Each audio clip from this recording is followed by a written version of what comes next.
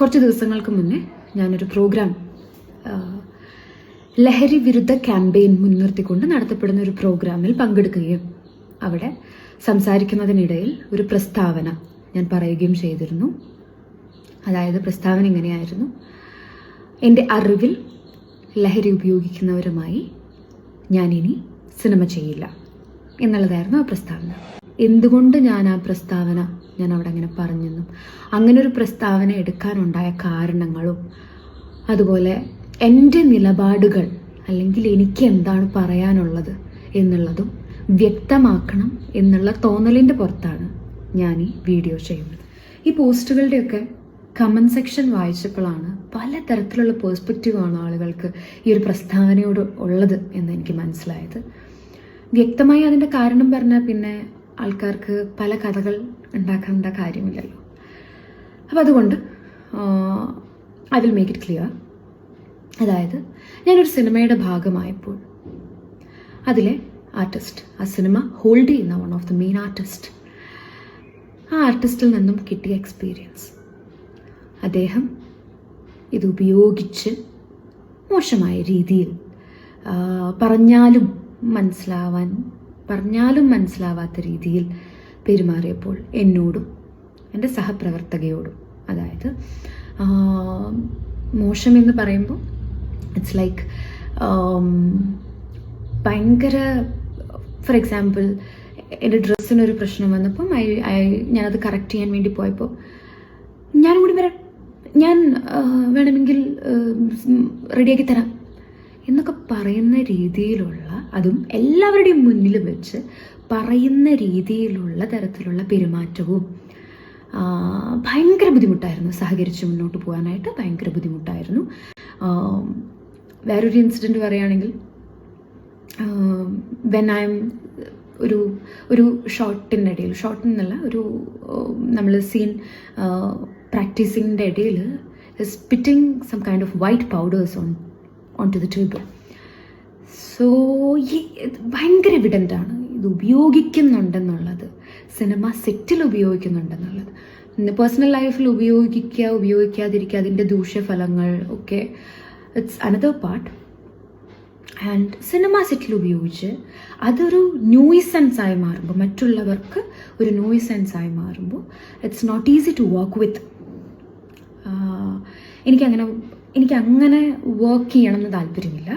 എനിക്ക് അങ്ങനത്തെ ആളുകളുടെ കൂടെ അത്രയും ബോധം ഇല്ലാത്ത ഒരാളുടെ കൂടെ വർക്ക് ചെയ്യണം എന്ന് എനിക്ക് താല്പര്യമില്ല.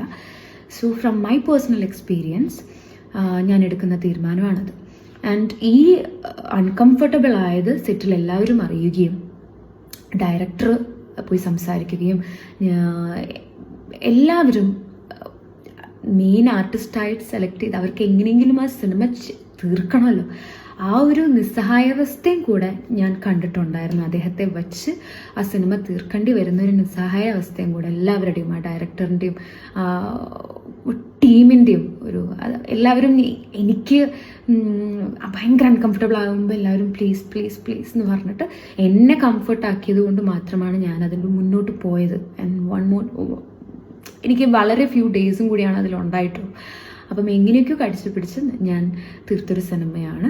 And it's A good movie, but the experience from that particular person എനിക്ക് ഓക്കെ ആയില്ല. അതിൻ്റെ പേരിലാണ് ഞാൻ ആ തീരുമാനം എടുക്കുന്നത്. സിനിമയില്ലാത്തത് കൊണ്ട് ഈ കാരണവും പറഞ്ഞ് സിനിമയിൽ നിന്ന് പുറത്തായി എന്ന് വരുത്തി തീർക്കാനുള്ള നിൻ്റെ ബുദ്ധിയല്ലേ ഇത് എന്നൊക്കെയുള്ളതിന് എനിക്കെവിടെ സിനിമ എന്നുള്ളത് അവിടെ നിൽക്കട്ടെ. സിനിമ ഇല്ലെങ്കിലും ഉണ്ടെങ്കിലും ദാറ്റ്സ് ഞാനല്ലേ അനുഭവിക്കണ്ടേ. എനിക്ക് സിനിമയില്ലെങ്കിൽ ആ വിഷമം ഞാനല്ലേ തീർക്കണ്ടേ.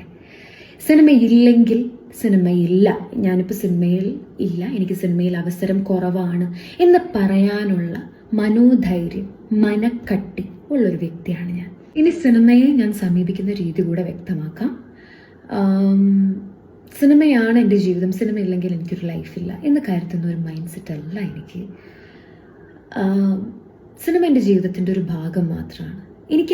എനിക്ക് അതിൽ പണിയെടുക്കാൻ ഇഷ്ടമാണ്. I love cinema, I love acting. And എവിടെ നിന്നാണ് ഞാൻ വന്നതെന്നും എവിടെ എത്തി നിൽക്കുന്നതെന്നും ഇനി മുന്നോട്ട് എങ്ങനെ പോകണമെന്നും വ്യക്തമായ ധാരണയുള്ള ഒരു വ്യക്തിയാണ് ഞാൻ. എൻ്റെ ജേർണി ഓൾമോസ്റ്റ് എന്നെ ഫോളോ ചെയ്യുന്നവർക്കും എൻ്റെ ഒരു ജേണി അറിയാവുന്നവർക്കും അറിയാലോ, അവസരങ്ങൾ കൂടെ അതൊരു പ്രധാന ഭാഗമാണ്. അവസരങ്ങൾ കൂടെ കിട്ടുക എന്നുള്ളത് അതിലൊരു പ്രധാന ഭാഗമാണ്. ആൻഡ് എനിക്ക് ഈ ഒരു സിനിമ എന്ന് പറയുന്നത് എൻ്റെ ജീവിതത്തിനോട് ചേർത്ത് കുറേ കാലം മുന്നോട്ട് പോകാനുള്ളൊരു ആഗ്രഹമാണ്. ആ ഹോപ്പിൽ തന്നെയാണ് ഞാൻ മുന്നോട്ട് പോകുന്നത്. If that's not happening also, I have a lot of other areas to work on in my life. പിന്നെ സൂപ്പർ സ്റ്റാർ ആണോ ഇങ്ങനൊരു നിലപാട് എടുക്കാനായിട്ട് എന്നുള്ളവരോടുള്ള മറുപടി, സൂപ്പർ സ്റ്റാർ ആണെങ്കിലും സാധാരണക്കാരനാണെങ്കിലും ഒരു നിലപാട് ഒരു വ്യക്തി എടുക്കുന്നുണ്ടെങ്കിൽ അത് നിലപാട് തന്നെയാണ്. അത് ചിന്തിക്കാനുള്ള ബോധം ഈ കമൻറ്റ് ഇടുന്നവർക്ക് ഉണ്ടാവണം എന്ന് മാത്രമേ എനിക്ക് പറയാനുള്ളൂ.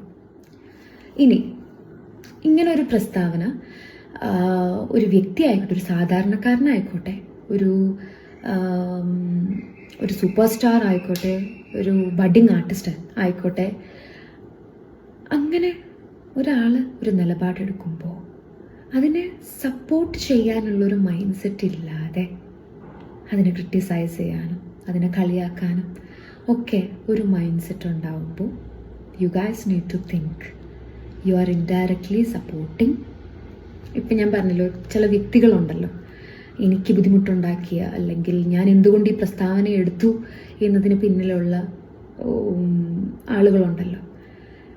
വളരെ വ്യക്തമായിട്ട് പലർക്കും പല രീതിയിലും പല സ്ഥലത്തും അവർ തന്നെ പറഞ്ഞു പോകുന്നുണ്ട് അവരത് ഉപയോഗിക്കുന്നവരാണെന്നുള്ളത്.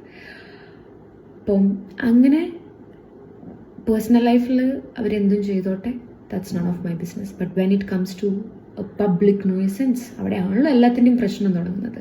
മറ്റുള്ളവർക്ക് ഉപദ്രവമായി മാറുമ്പോഴാണല്ലോ ഇതിൻ്റെയൊക്കെ പ്രശ്നങ്ങൾ ഉണ്ടാകുന്നത്. സോ അങ്ങനെ വരുന്നവർക്ക് നിങ്ങൾ കൊടുക്കുന്ന ഒരു ഇൻഡയറക്റ്റ് സപ്പോർട്ടാണ് എനിക്ക് ആ കമൻറ്റ് ബോക്സിൽ കാണാൻ പറ്റുന്നത്. ഒരു ഇൻഡയറക്റ്റ് സപ്പോർട്ട്. അവരെ പോലെയുള്ളവർക്ക് സിനിമകളുണ്ട്, ഇപ്പോഴും അവരെ വെച്ച് സിനിമ ചെയ്യാൻ ആൾക്കാരുണ്ട്.